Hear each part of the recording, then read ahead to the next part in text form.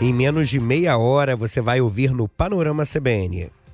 O presidente Lula diz que avalia adotar reciprocidade se ficar configurado abuso de autoridade na expulsão de um delegado brasileiro dos Estados Unidos. O agente esteve envolvido na prisão do ex-deputado federal Alexandre Ramagem, condenado pela trama golpista. Banco de Brasília anuncia um acordo para vender 15 bilhões de reais em ativos que tiveram origem no Banco Master. O ministro Flávio Dino, do STF, propõe ampla reforma do judiciário. Enquanto isso, uma desembargadora do Pará afirma temer que juízes trabalhem em regime de escravidão. E uma nova onda de calor atinge parte do país até domingo. Panorama CBN. Olá, eu sou Ricardo Porto e esse é o Panorama CBN dessa terça-feira, 21 de abril de 2026, feriado de Tiradentes. Sigo com você por mais um dia informando sobre o que acontece no Brasil e no mundo. Muita gente está encerrando o folgão, tirando muitos cariocas, né? Porque na quinta-feira tem outro feriado estadual de São Jorge, padroeiro do estado, e muita gente conseguiu fazer um emendão de 9 dias, né? Quem pode, pode. Esteja você de folga, esteja você de serviço, fica comigo nesse panorama.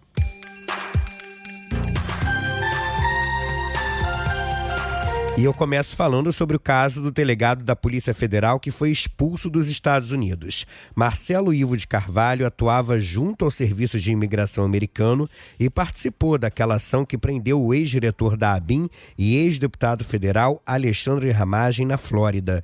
O presidente Luiz Inácio Lula da Silva, que está em agenda na Europa, repercutiu o caso nessa madrugada e afirmou que pode usar a reciprocidade contra um americano no Brasil. Em conversa com a imprensa na porta do hotel em Hannover, na Alemanha, o presidente afirmou que não aceitará ingerência e abuso de autoridade. Eu não sei o que aconteceu. Fui informado hoje de manhã. Acho que se houve um abuso, americano com relação ao nosso policial, nós vamos fazer a reciprocidade com o dele no Brasil. Não tem conversa, ou seja, nós queremos que as coisas aconteçam da forma mais correta possível, mas nós não podemos aceitar essa ingerência e esse abuso de autoridade que algumas personagens americanas querem ter com relação ao Brasil. O Departamento de Estado americano acusou o delegado Marcelo Ivo de Carvalho de tentar burlar o sistema de imigração dos Estados Unidos para promover perseguição política e pediu que ele deixasse o país. Ele deve desembarcar no Brasil ainda nesta terça-feira. O governo americano entendeu que a Polícia Federal tentou tratar o caso de Ramagem, que tem um pedido de asilo, como uma deportação administrativa por status migratório, em vez de seguir os trâmites mais lentos de extradição judicial.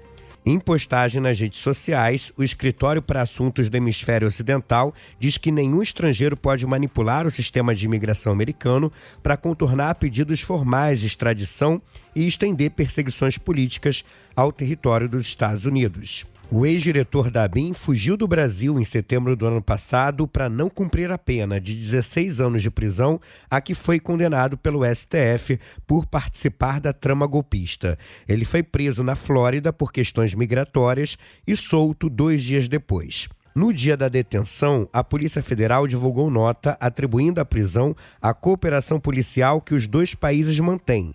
O delegado Marcelo Carvalho atuava desde 2023 como oficial de ligação da Polícia Federal junto ao ICE, em Miami, com funções voltadas à cooperação internacional e à identificação de foragidos brasileiros. A Polícia Federal informou que não foi notificada formalmente sobre a decisão das autoridades americanas que foi anunciada ontem. O Ministério das Relações Exteriores afirmou que não vai se manifestar sobre esse caso no momento. O deputado cassado Eduardo Bolsonaro, que está há mais de um ano nos Estados Unidos, comemorou a decisão do governo americano. Tudo indica aí, gente, que a Polícia Federal quis dar uma de malandra, né? O caso do Ramagem, que seria um caso de extradição, porque ele tem uma condenação injusta, né, no Brasil, a Polícia Federal tentou bypassar as autoridades americanas e tratar o caso como um caso de deportação por status migratório incorreto, que na verdade também não se configura porque o Ramagem está legal nos Estados Unidos e com um pedido de asilo válido. Isso tudo mostra para vocês o quê? Primeiro, que a versão do Paulo Figueiredo era verdadeira. Esse sim foi o jornalismo sério. Não aquela apresentada pelo diretor da Polícia Federal do Lula, André Rodrigues, que houve uma cooperação. Porque se cooperação tivesse ocorrido, isso daí não estaria acontecendo hoje. O oficial expulso dos Estados Unidos será substituído pela delegada Tatiana Alves Torres. Ela foi nomeada para a função no dia 20 de março, bem antes desse incidente diplomático, conforme portaria assinada pelo diretor-geral da Polícia Federal, o André Rodrigues, e publicada no Diário Oficial da União. Em tese, a delegada vai representar a Polícia Federal no ICE e intermediar a troca de informações entre Brasil e Estados Unidos, além de apoiar investigações conjuntas. Tatiana é delegada de carreira desde 2002. Já foi superintendente da Polícia Federal em Minas Gerais e, desde dezembro do ano passado, estava na função de coordenadora geral da gestão de processos da Diretoria de Gestão de Pessoas. A gente trouxe aqui uma fala do ex-deputado Eduardo Bolsonaro, então eu aproveito para fazer um adendo. A ministra Carmen Lúcia, do Supremo Tribunal Federal, voltou com o relator Alexandre de Moraes para condenar o ex-deputado Eduardo Bolsonaro por difamação contra a deputada Tabata Amaral, do PSB. Moraes estipulou uma pena de 1 ano de prisão em regime aberto. O ministro também estabeleceu o pagamento de uma multa no valor de R$126 mil e os outros ministros têm até o dia 28 para se posicionar no plenário virtual. A gente fala agora do Banco de Brasília, que está no foco do escândalo envolvendo o Banco Master. O BRB anunciou um acordo com a gestora de fundos Quadra Capital para vender 15 bilhões de reais em ativos que tiveram origem justamente no Banco Master. O acordo foi divulgado na noite desta segunda-feira em fato relevante aos acionistas e ao mercado. Segundo o Banco Regional de Brasília, do total de 15 bilhões, no mínimo 3 bilhões devem ser pagos à vista. O restante vai ser convertido em cotas subordinadas do fundo, que vai ser criado para administrar e monetizar esses ativos. De acordo com o comunicado, a iniciativa faz parte de um processo de reestruturação do banco. O objetivo é fortalecer a estrutura de capital, aumentar a liquidez e melhorar a gestão do portfólio de ativos. A operação foi aprovada pelo Conselho de Administração do BRB. O anúncio foi feito às vésperas de uma Assembleia Geral Extraordinária de Acionistas do banco, que está marcada para amanhã. Desde a tentativa frustrada de compra do Master e aquisição de carteiras fraudulentas da instituição de Daniel Vorcaro, o Banco do Distrito Federal enfrenta uma crise de liquidez e de capital e negocia alternativas para se manter de pé.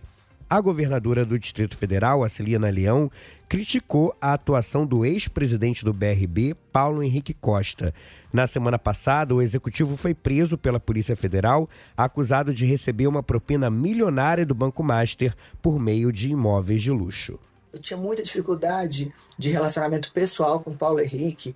Eu achava, que ele estava muito distante das necessidades da cidade. Quando você via patrocínios internacionais de corrida, coisas fora do Brasil, com a população de Brasília carecendo ainda de investimentos aqui locais, na área do esporte, na área da cultura. Então eu acho que houve várias situações que precisavam ser corrigidas. O BRB teve um prejuízo de pelo menos 8 bilhões de reais com a fraude do banco de Daniel Vorcaro. Mas esse número pode ser bem maior. O BRB deveria ter divulgado o balanço de 2025 até o dia 31 de março, mas desrespeitou o prazo legal para companhias de capital aberto. E com isso, o tamanho certo do rombo deixado pelas operações feitas com o Master continua desconhecido.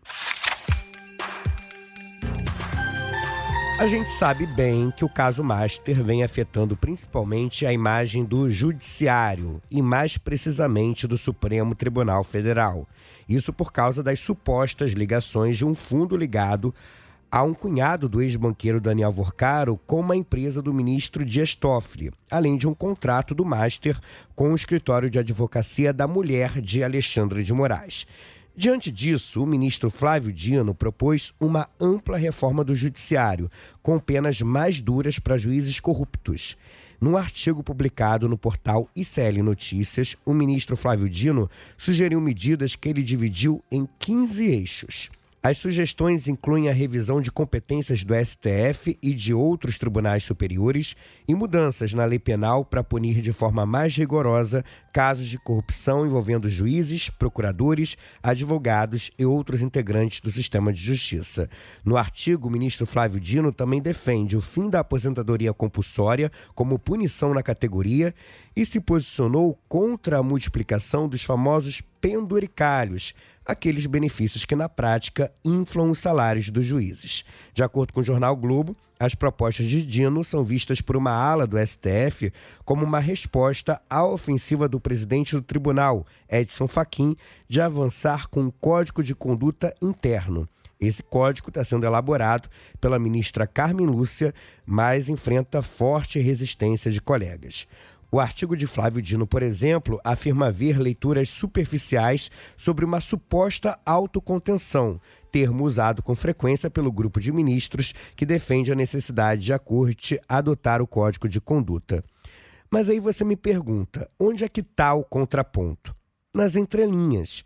Dino defende uma reforma do judiciário mais ampla, não apenas com foco no Supremo, como se pretende com o Código de Ética. Apesar disso, o presidente do STF, Edson Fachin, elogiou a posição de Flávio Dino. Disse que o texto dele merece aplausos e representa uma reflexão oportuna e bem estruturada sobre a necessidade de aperfeiçoamento do Poder Judiciário. Mas eu queria aqui trazer uma fala, no mínimo, controversa, para não dizer outra coisa. Em meio a toda essa discussão sobre ética no judiciário e limites aos supersalários, uma desembargadora do Tribunal de Justiça do Pará, a Eva do Amaral Coelho, que recebeu R$91 mil líquidos em março, defendeu a manutenção dos penduricalhos. Ela diz temer que os juízes trabalhem em regime de escravidão. Que persegue verbas e mais verbas como privilégios, como penduricalhos, uma expressão tão chula e tão vagabunda que jogaram em cima da magistratura, que hoje a gente vive uma tensão enorme porque não se vai ter daqui a algum tempo como pagar nossas contas. Colegas estão deixando de frequentar gabinetes de médicos porque não vão poder pagar consulta, outros estão deixando de tomar remédios, entendeu? Então a situação que a magistratura vive hoje é essa. Nós não temos direito mais a auxílio alimentação, nós não temos direito a receber uma gratificação por direção de fórum, você cortada, já cortaram, enfim. Daqui a pouco a gente vai estar no rol daqueles funcionários que trabalham em regime de escravidão. Sobre essa fala da desembargadora, quero reforçar aqui que ela recebeu R$91 mil líquidos, limpos. Se ela tem dificuldade de pagar boleto, pagar médico ou qualquer outra coisa, a gente tem um descontrole financeiro muito grave. Só que, mais do que isso, temos uma desembargadora com total desconhecimento sobre o próprio país e o que seria trabalho escravo.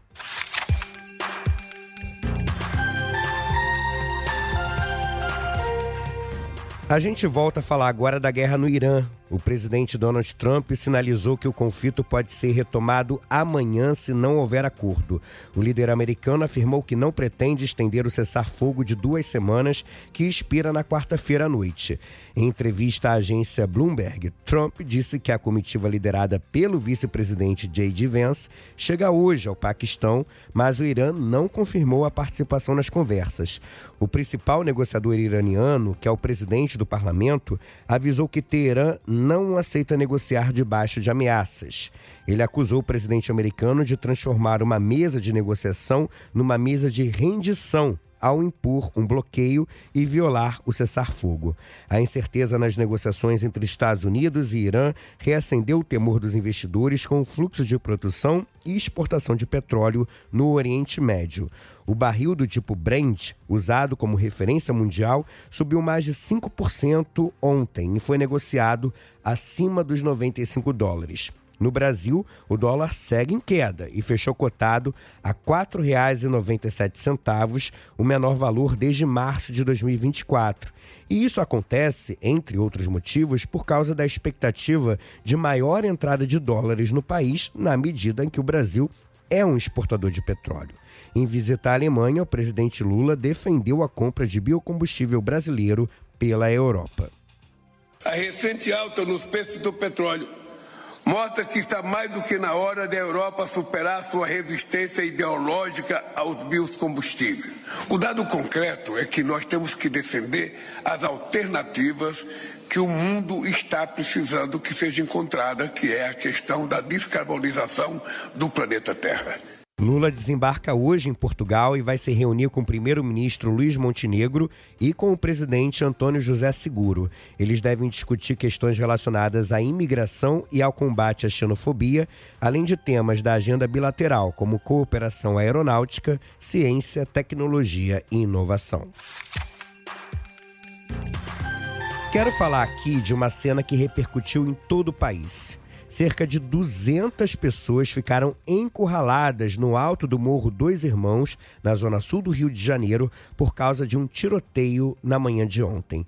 A maior parte do grupo era de turistas que passam o feriado prolongado na cidade. Eles acompanhavam o nascer do sol quando foram surpreendidos pelo confronto e só conseguiram descer da trilha depois de 2h30. A troca de tiros aconteceu durante uma operação da Polícia Civil do Rio, com o apoio do Ministério Público da Bahia, no Vidigal, comunidade que dá acesso à trilha do Morro Dois Irmãos. O objetivo era prender integrantes do Comando Vermelho que fugiram de um presídio em Eunápolis, no sul da Bahia, em dezembro de 2024. O guia de turismo Renan Monteiro contou que todos os turistas foram orientados a se abaixar para se proteger dos disparos. Com esse feriado prolongado, o Rio está muito movimentado, consequentemente, muitos turistas fazendo o nascer do sol no Vidigal. Então, a gente tinha lá mais de 200 pessoas, os guias perceberam que estava tendo a operação naquele momento e que tiros estavam sendo disparados, né? Então, pediram para que os turistas que estavam lá naquele momento se abrigassem e aí começamos a fazer contatos para ver qual seria o melhor momento para descer com os turistas de lá. O principal alvo dessa operação era Edinaldo Pereira Souza, apontado como chefe do tráfico na região de Caraíva e Trancoso, na Bahia. De acordo com as investigações, ele se escondia entre a Rocinha e o Vidigal e se preparava, veja só, para receber familiares e amigos durante o feriado. Mas com a chegada da polícia, ele conseguiu escapar por uma passagem secreta no imóvel onde estava. O casarão tinha piscina de borda infinita e vista para o mar. Durante a ação, uma das principais operadoras financeiras do Comando Vermelho na Bahia, a Núbia Santos Oliveira, foi presa. Agora, o que chama a atenção é essa fuga de 16 presos que aconteceu no Conjunto Penal de Anápolis.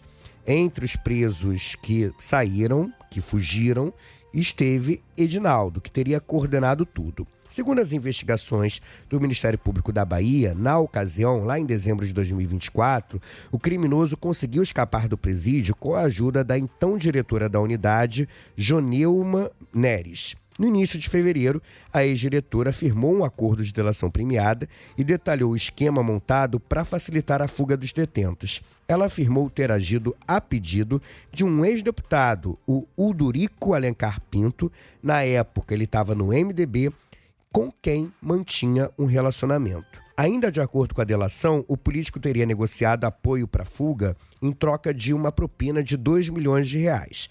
Parte desse dinheiro seria destinado a um chefe.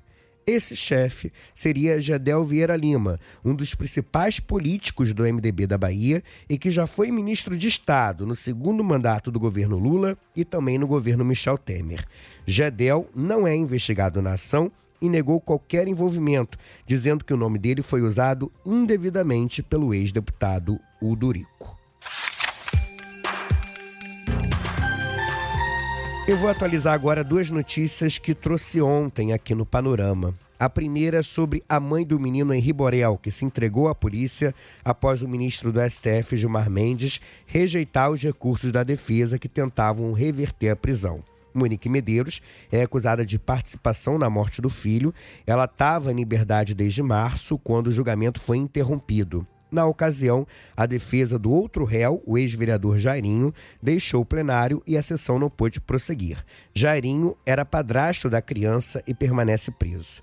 O caso completou 5 anos no mês passado. Henri Borel tinha 4 anos e morreu com sinais de agressão no Rio de Janeiro. O júri popular de Jairinho e de Monique Medeiros ficou marcado para o dia 25 de maio. A segunda atualização é sobre o caso do professor de Goiás que desapareceu em Buenos Aires após sair para um encontro. Ele foi encontrado morto pela polícia. Danilo Neves Pereira, de 35 anos, estava desaparecido há quase uma semana e morava no país vizinho há cerca de 6 meses.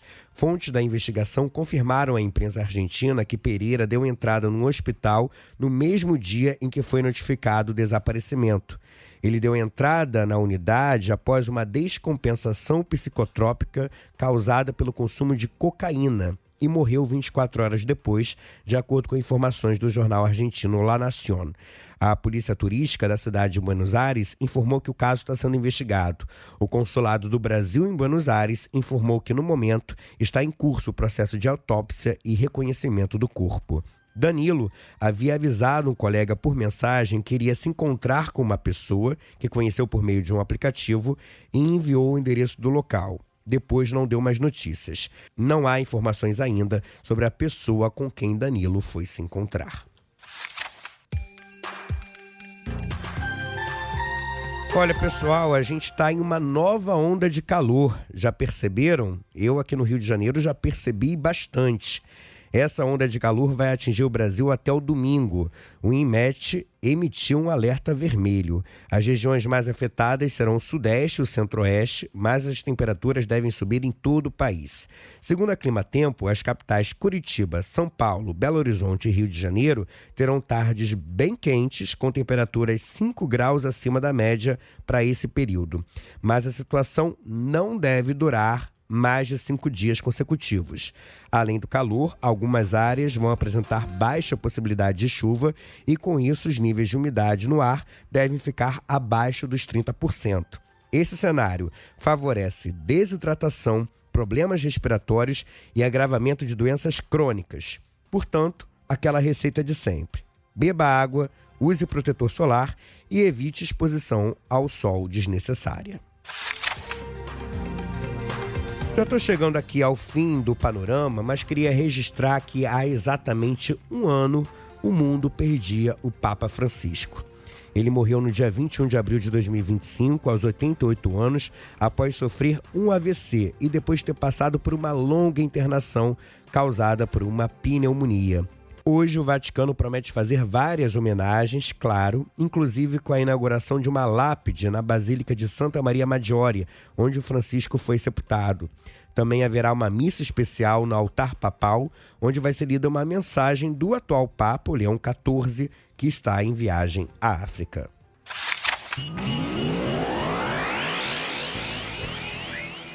Cinco jogos abrem hoje a 5ª rodada da Copa do Brasil. O Botafogo enfrenta a Chapecoense, o São Paulo recebe o Juventude, o Grêmio pega o Confiança e o Paysandu duela contra o Vasco. Além disso, Barra de Santa Catarina encara o Corinthians. Pela 7ª rodada do Campeonato Brasileiro Feminino, o Fluminense joga hoje contra o Palmeiras, o Cruzeiro pega o Internacional e o Bragantino enfrenta o Misto do Mato Grosso. E a gente também fala do tênis. Na Espanha, a tenista Bia Haddad Maia estreia hoje no WTA 1000 de Madrid. Número 69 no ranking mundial, a brasileira vai enfrentar a espanhola Jéssica Bouzas Maneiro, que ocupa a posição número 50. A partida está marcada para as 7h30 da manhã, pelo horário de Brasília. Na hora que você estiver ouvindo o Panorama, provavelmente já teremos um resultado. E eu quero compartilhar também uma excelente notícia. O nadador brasileiro Gabriel Araújo, o Gabrielzinho, foi eleito o melhor atleta com deficiência do mundo. Ele recebeu o troféu no prêmio Laureus, considerado o Oscar do esporte, em cerimônia realizada em Madrid. No ano passado, Gabrielzinho repetiu no Mundial de Natação Paralímpica o desempenho dos Jogos de Paris, com 3 medalhas de ouro. Quando eu cheguei lá, eu achei que eu estava pronto, as pessoas me surpreenderam, me aplaudindo de pé, então todo mundo, e essas pessoas não são qualquer pessoa, né? E hoje estou aqui, de alguma forma, na mesma prateleira que grandes desses ídolos que eu sempre tive. Então, estou muito feliz e realizado. Gabrielzinho merece muito.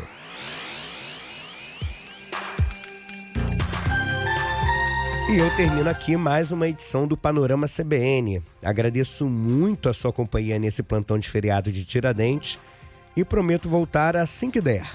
Amanhã, Bianca Santos estará de volta ao seu lugar de direito no Panorama da Manhã e Leandro Gouveia no Panorama da Noite. Pode me seguir nas redes, eu tô no @Ricardo Porto. Hoje tive a parceria de Edmilson Fernandes e também do Reginaldo Pires. Até a próxima!